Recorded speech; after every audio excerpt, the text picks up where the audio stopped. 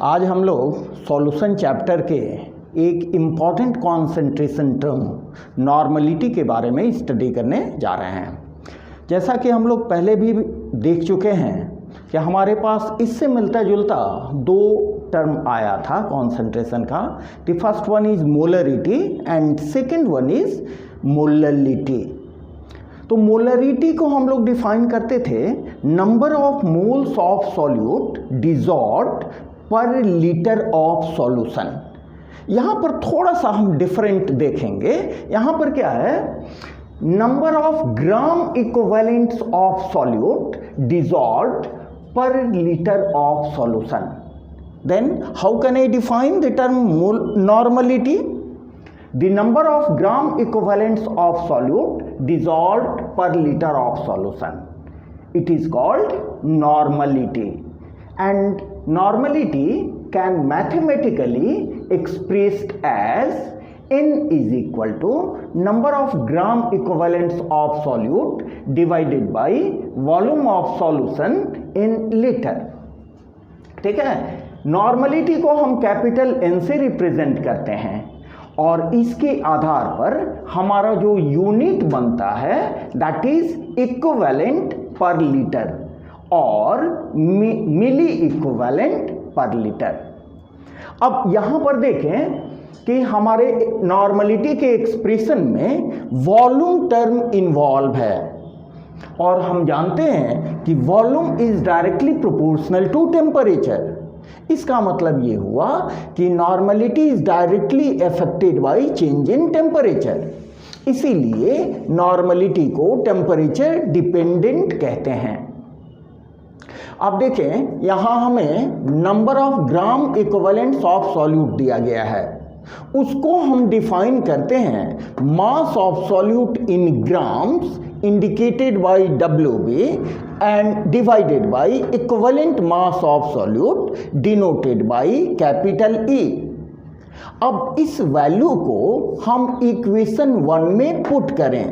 Put करने के बाद हमें नॉर्मलिटी N का जो वैल्यू मिलता है that is mass of solute in grams divided by equivalent mass of solute multiplied by volume of solution in litre.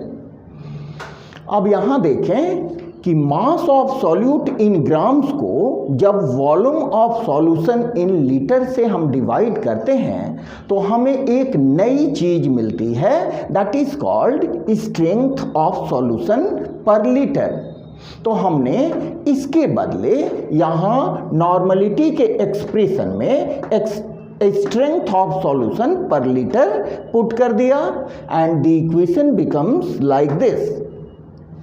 अब देखें कि अगर नॉर्मलिटी में वॉल्यूम हमें मिलीलीटर में दिया गया हो तो मिलीलीटर के उस वैल्यू को हम यहाँ लिखते हैं और इसके जस्ट अपोजिट ऊपर में हम 1000 से मल्टीप्लाई कर देते हैं तो हमें फाइनल एक्सप्रेशन मिलता है N is equal to WB into 1000 divided by E into volume in millilitre. Means mass of solute multiplied by 1000 divided by equivalent mass of solute multiplied by volume of solution in milliliter।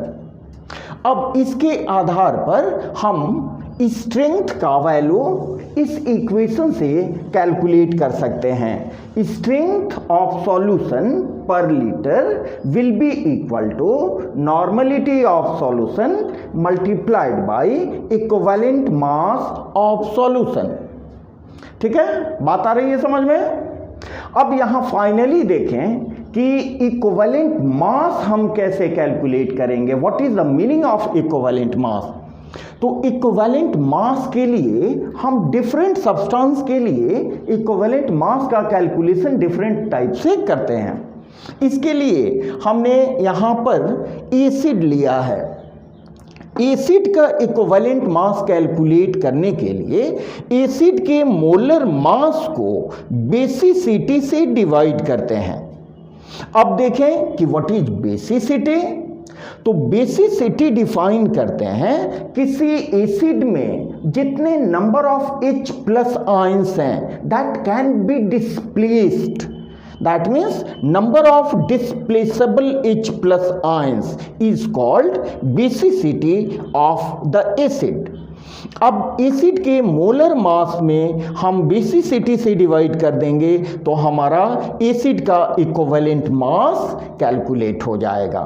इसके example के रूप में यहाँ देखिए HCl को दिखाया गया है जो डिसोसिएट होके H प्लस और Cl माइनस देता है, जिससे H प्लस अकेला होने के कारण HCl की बेसिसिटी 1 हो जाती है। And such type of acids are called monobasic acid. While in the case of H2SO4, what we find is that H2SO4 on dissociation gives 2H plus ion and 1 SO4 2 minus ion. Means H2SO4 टूट के 2H plus और SO4 2 minus ion देता है, जिसके कारण H2SO4 की basicity 2 हो जाती है और ऐसे एसिड को हम डाई बेसिक एसिड कहते हैं। अब देखें इक्विवेलेंट मास अगर बेस का कैलकुलेट करते हैं तो बेस के मोलर मास को बेस की एसिडिटी से डिवाइड करते हैं। अब बेस की एसिडिटी क्या है? किसी बेस में जितने number of displaceable OH minus ions होते हैं वही उस बेस की एसिडिटी कहलाती है। जैसे NaOH के केस में NaOH अगर डिसोसिएट होता है तो हमें एक OH माइनस आयंस देता है, जिसके कारण NaOH की एसिडिटी 1 होती है और NaOH को हम मोनो एसिड बेस कहेंगे। ठीक उसी तरह कैल्शियम हाइड्रोक्साइड की बात अगर करें तो कैल्शियम हाइड्रोक्साइड डिसोसिएट होके Ca2+ और 2OH माइनस आयन देता है, जिसके कारण कैल्शियम हाइड्रोक्साइड की एसिडिटी 2 हो जाती है और कैल्शियम हाइड्रोक्साइड को डाई एसिड बेस कहेंगे। तो यहाँ पर हम ये देखें कि मोलरिटी से नॉर्मलिटी थोड़ा सा डिफरेंट है। मोलरिटी के केस में हम लोग नंबर ऑफ मोल्स कंसीडर करते हैं, जबकि नॉर्मलिटी के केस में हम number of gram equivalent calculate करते हैं। ठीक है, तो इसके बाद हम लोग नेक्स्ट आगे क्लास में पढ़ेंगे। Okay, thank you.